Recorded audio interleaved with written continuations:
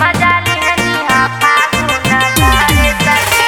गइल रहनी हा जीजा के घरे सखी, मजा लिहनी हा फागुन भरे सखी।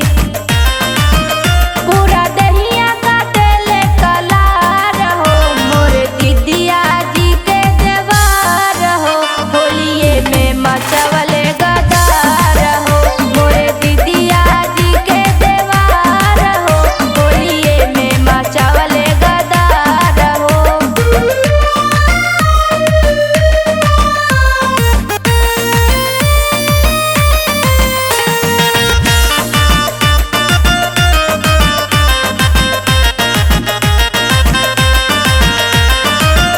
रखनी जोगा के न लागल हवा माघ पूस के, मचवलस तबाही रंगवा लहंगा में घुस के।